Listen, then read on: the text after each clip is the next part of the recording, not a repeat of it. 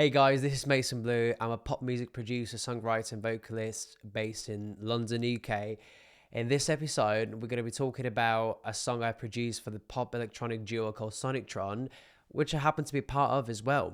The song in play is called Frenemies, and a little fun fact about the song is it recently got played on the BBC Introducing Cambridgeshire in Essex, which is so cool, and I'm so happy that we managed to actually get this recognition. Shout out to Matt Plum for giving Frenemies such a great platform to be showcased to the whole nation. Frenemies is a dark pop record inspired by the likes of Billie Eilish, NEONI, and a little bit of Bebe Rexha. When we first started working on the song, we wanted to capture a story about being too nice and people taking advantage of your nice attitude towards them, essentially. When you fall out with people that you thought they were your friends, but they're actually not your true friends just because they're there to just exploit what you give them instead of just reciprocating what you've got. And we wanted this song to feel very cheeky, kind of haunting, and a bit punchy in a way, just so we have some attitude and badass moves going on there. So this is what Frenemies sounds like. 'Cause now we're frenemies. Smiling at parties, then we go back to backstabbing.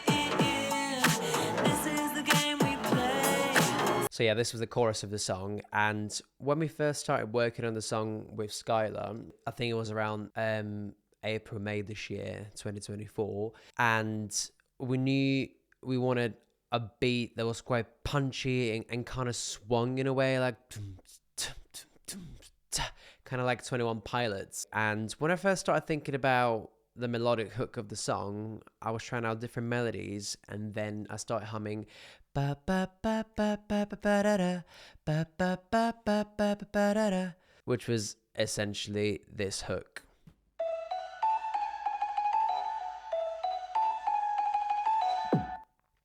And it's quite a haunting, creepy-esque, like a music box type of hook. That's the idea behind it. And I wanted to kind of emphasize this groove by introducing another rhythmic element there. And that's when I have these intro keys. They kind of give me Addams Family vibe. Like when I listen to them, I'm kind of imagining I'm in this haunted, gothic house. Then I'm like, what's going to happen next? So when it comes to the drums, they are super sparse because we wanted this song to feel quite minimal and to keep that ominous nature of what we wanted to portray with Frenemies. So what we've got with the beat in this song is this.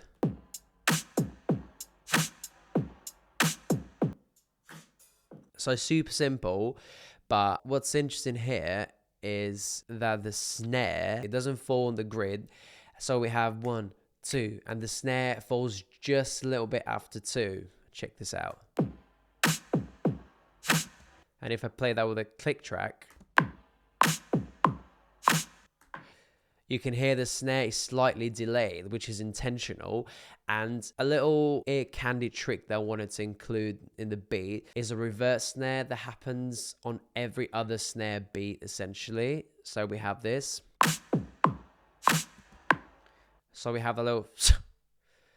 And I think it's so cool. It just adds so much momentum to the track. And then we just have some offbeat hi-hats just to create that extra pulsation.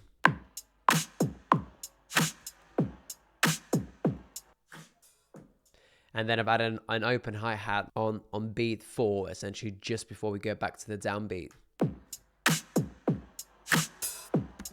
Yeah, super simple. For this song in particular, we wanted to keep things very sparse, very minimal, just to focus on the vocals. And then when we have the chorus, the important thing is the chorus comes in slightly late. Now we're frenemies.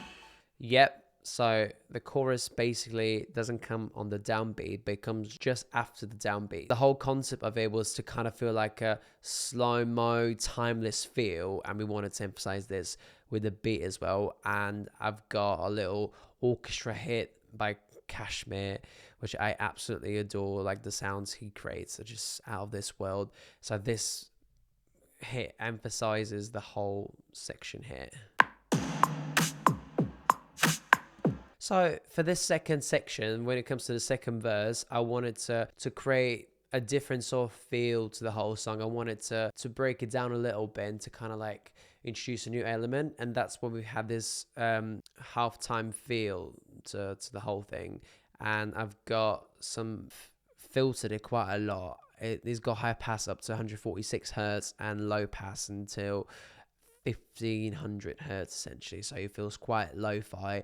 And I've added my favorite reverb, Valhalla, which is on a plate setting, and it's relatively wet, like medium wet, medium plate, 3.39 seconds, and it basically creates that sort of very spacey and liquefied beat. Hey. And then when the chorus comes back again, the chorus goes, "'Cause now we're frenemies." Excuse me, I've got a bit of a cold today. I wanted to accentuate ease, and that's when we have these hits that are playing alongside the lead vocal.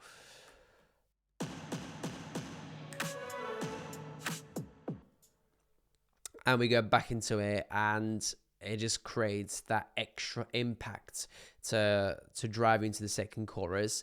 And then for the second chorus, we have a post-chorus that contains the lead melody, the lead hook of the song, and we wanted that to feel extra gritty and slightly more developed than the normal chorus beat. Check this out.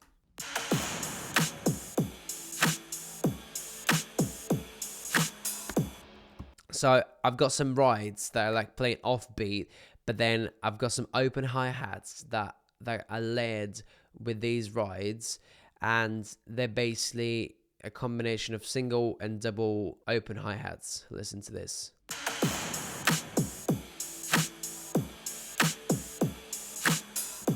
It just creates more movement, and it takes us to a new place in the song, which for me is super important. And just because I love percussion, if you remember from the previous episode when I talked about Pull Me Under, I love percussive fills. So something I added here was just to like break down the beat a little bit by introducing this percussive fill. And then I've played with the kick just to create that stuttery sort of kick, which is like a triplet sort of kick. And I absolutely love that. It's so delicious.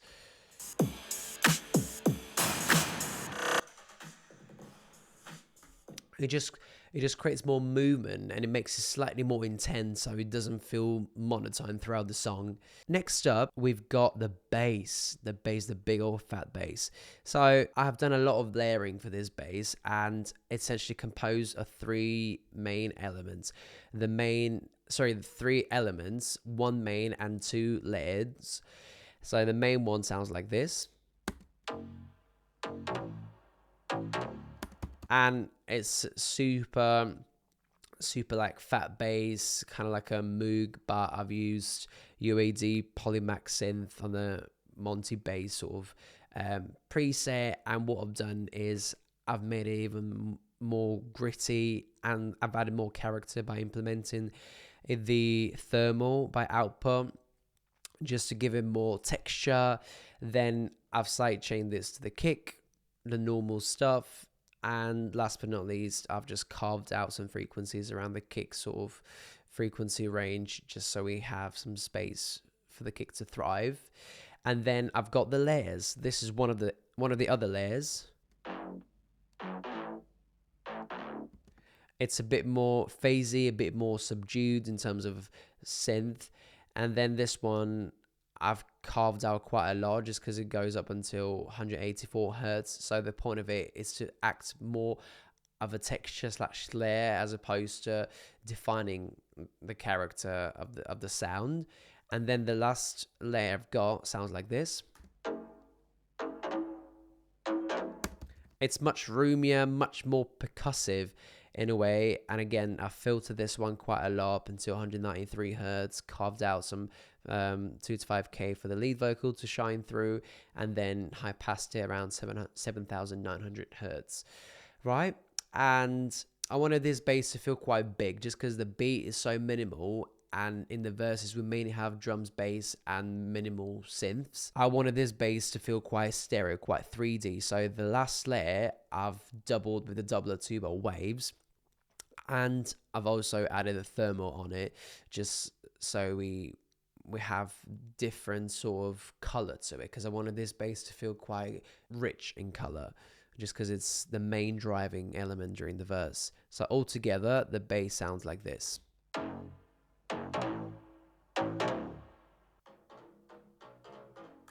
It's so good, honestly. I was so happy when I heard the final result with the bass, and that kind of carries on throughout the verse. Then when we go to the pre-chorus, I've got a bass lead, which is again super filtered. I just wanted it to feel super dark, and it goes up into 264 hertz on the low pass.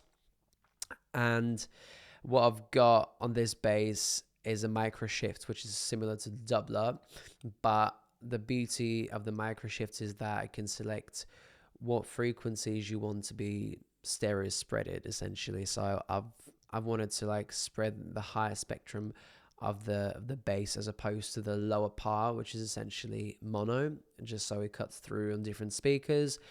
And I've added some thermal just to make it slightly like edgier sounding, and this is what it sounds like.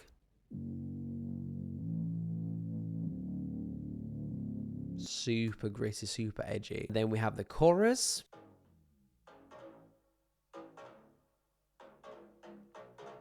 For the chorus, as you can hear, I've added another extra layer to the bass, which is doubled. And what I've done here is I wanted to use the Pro Q3, which is the EQ by Fat filter, to increase the frequencies around 150 hertz, just because this is the part you normally hear through mobile phone speakers or any like lo-fi type of speakers when you listen to music, and when they're not like studio monitors. So I wanted to use that. I've increased the frequencies there by 2.3 dB, and I've placed it sideways just because I wanted the sides to have a bit more presence when it comes to the increase of their frequencies. And I've added a sub drop just to create that unstable feeling in the chorus, just because I wanted it to kind of like, you were just like diving into the beat when you listen to it. It just adds so much to it, like it's like, what's gonna happen next? And second verse starts the same way. And then when we get to this breakdown section, I've introduced slightly different bass, which is an 808, and I love Subdivine. I love Subdivine for basses, and we can manipulate a lot of the textures of the sound. And I've used this one for the breakdown section just because I wanted it to feel a bit more hip-hoppy in a way, a bit more edgier. And then we go back into the verse, and then for this final chorus I've basically accentuated those hits from the drums we listened to before. So we've got this, they're basically accentuating these kicks. Check them out together, and it just makes it like super like present and impactful, which I absolutely adore. And again, going back to the case of edit points. And then in the last part of the chorus, we've got this bass lead, and the whole purpose of this bass lead for the post chorus is just to open up the frequency spectrum even more and to make it feel bigger without introducing elements that make it sound busy. But what I've also done is I've sidechained the bass to the kick via the H comp by Waves, which I normally use for sidechain compressions. And then I've filtered that bass quite a lot, around 540 hertz for the low pass and 51.5 for the high pass. And then I've carved some frequencies for the kick to cut through a bit more. When it comes to the melodic instruments, I've got this intro, which is the main theme of the song. And this is what makes Frenemies, essentially. And for this one, I use Signal by Output. And if I remove all the effects for that sound, it sounds like this. Then all the effects, like thermal, for example, it adds so much character to it. And I haven't used a lot of it, just halfway through. And I've used a second thermal just because I liked the way it communicated with the previous thermal. It makes it so much more spacious, so much more ambient. I've just done a little bit of compression just so it kind of tames it a bit more. And then I wanted another rhythmic instrument in there that drives the whole intro. And this is this. And then when we get to the verse, we've got the same melodic line playing, but just filtered. So we keep the familiarity going, keep the same motive, but without getting in the way of the vocals. So the same thing.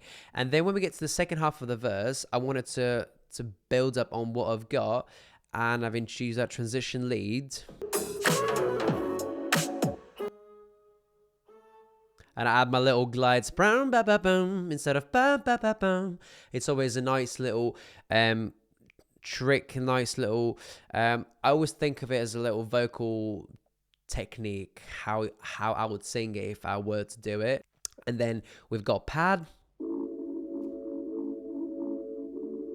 super lo-fi and super subdued, because again it just needs to create that ominous haunting feel. And then we have the filtered keys, which, if you remember, they're part of the intro. Again, just filtered. We go to the pre-chorus. If you notice, we have the same keys from the intro. And this was a really important element in this section just because I wanted to have this haunting feeling. That's why when I use that pitch bend sound. Super cool, and it's super ghostly in the background.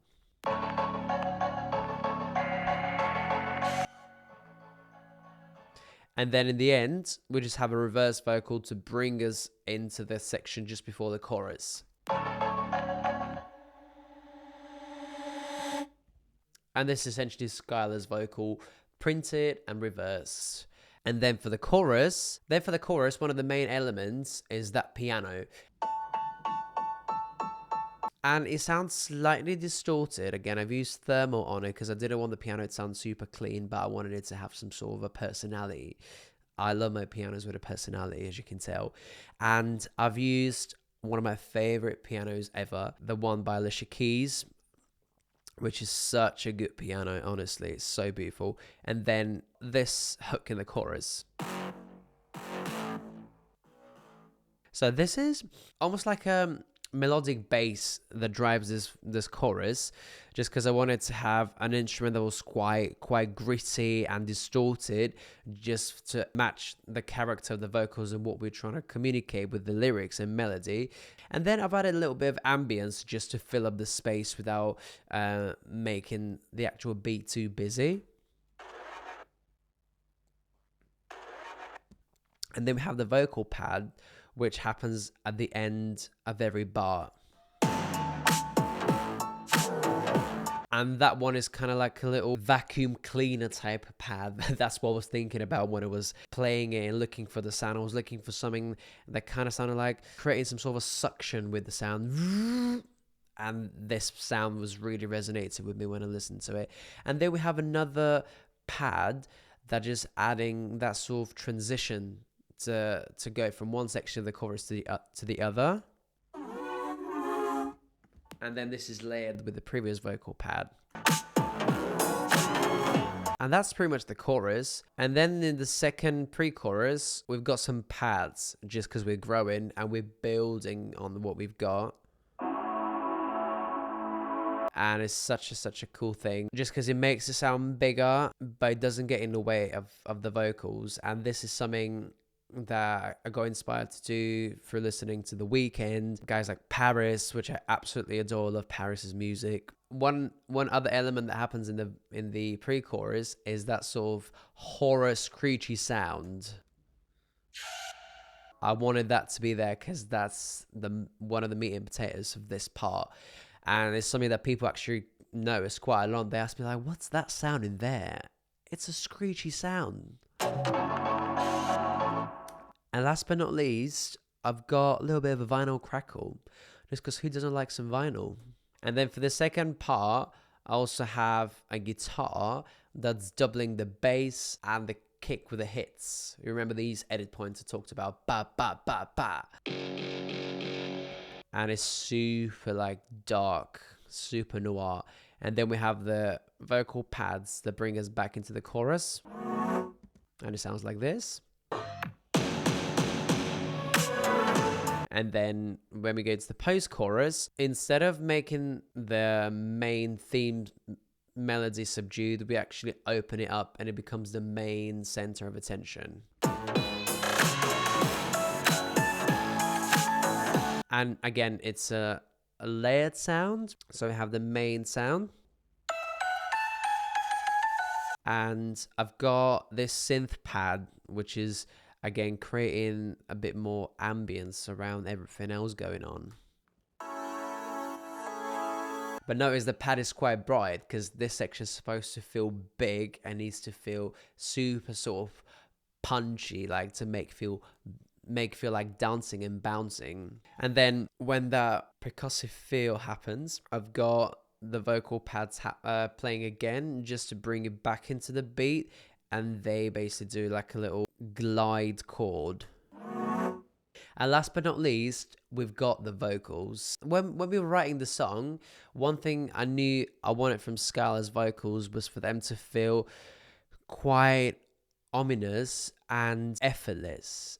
I feel like when it comes to singing songs like this, the less effort you add into making it sound a certain way, the better. Essentially, I wanted it to feel super conversational, and as if you're looking someone in the eyes and you're just talking to them, but in a very sort of composed tone, and you might be saying the scariest stuff ever, and this makes it even scarier just because you're not adding too much emotion into it, just keeping it monotone. And this is exactly the intention behind the lead vocals. So when it comes to the lead vocal, I've got my corrective EQ just to remove some resonances in there, and I've high passed it up until 90 hertz. Then I've got the compressor just to remove some peaks in the vocals and to make it slightly more balanced. And then I've increased her vocals around 2284 kilohertz and around 12 kilohertz just for some more sizzle and shimmer. And we go into our second compressor, which is there to essentially correct the overall sound that we've shaped so far. And then I've added some OTT just to give a bit more sparkle in there, and the de-esser by Fat Filter, Pro MB, just to reduce some boxiness around 1600 hertz. And last but not least, my favorite saturation plugin, Saturn, to buy Fat Filter. And lead vocal wise, I've got Valhalla delay, which is super short, 73, just under a second, and there's quite a bit of pre-delay going on here, and it's a smooth play just because I like the way the smooth play sounded. It sounds a bit warmer. Locked in your maze around and round, hypnotized by sweet talk. And then I wanted the pre-chorus to feel slightly more ethereal, slightly more ambient. And this is when I introduced a new reverb for the second reverb for the vocal. And in the pre-chorus, it sounds way wetter. Check this out. And when you're down on your luck, I'll be there. And then we've got a compressor attached to it, which basically pulls the reverb in and out, and it doesn't let it get in the way of the vocals. So the reverb starts after the vocals stop singing. The backing vocals are following the same sort of pattern to the lead vocal when it comes to dynamic processing, but when it comes to effects, they only have one reverb just because I wanted them to feel more consistent throughout the track. And I just have a smooth play on them, 1.34 seconds. They sound like this. And when you're down on your luck, I'll be there.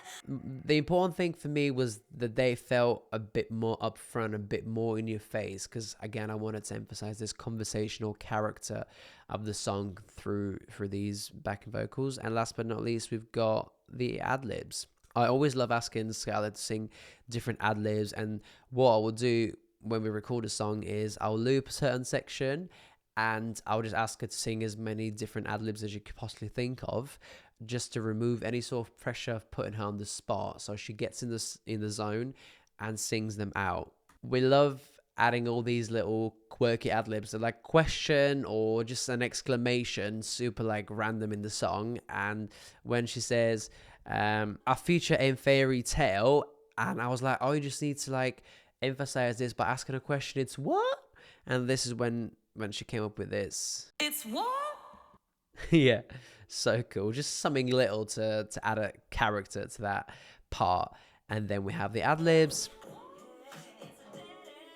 And then you hear my vocals in this section just because I wanted to add a new character to this second pre-chorus, so we communicate with Skylar and we create harmonies. Better keep praying on. And mine is quite haunted, like quite ominous, very sort of reverberant, which is something I wanted to keep in the background. And then I've got another section here, which is again a counter melody to what she sings. And these ad libs are super wet. Like, this is what we wanted to achieve for them. Ad libs wise, we have some gentle EQing going on. I've got the CLA2A just to give them extra boost and to reduce some peaks in there, because I like the way it sounded on the ad libs in particular. And last but not least, I've just carved out some frequencies in the 2 to 5 kilohertz range when it comes to the lead vocals, so the ad libs didn't get in the way of it. And effects wise, we've got a short reverb on the ad libs. It's 1 second, and the room reverb, just because the reason I introduced a room reverb and not a plate reverb is because I wanted to separate the two types of vocals and to make them a bit more distinctive in there. So this is what a final result sounds like. Now we're frenemies. Smiling at parties, then we go back to backstabbing. This is the game we play. Hi there, thank you so much for hanging around and watching my video. Don't forget to subscribe and show me your support. Thank you.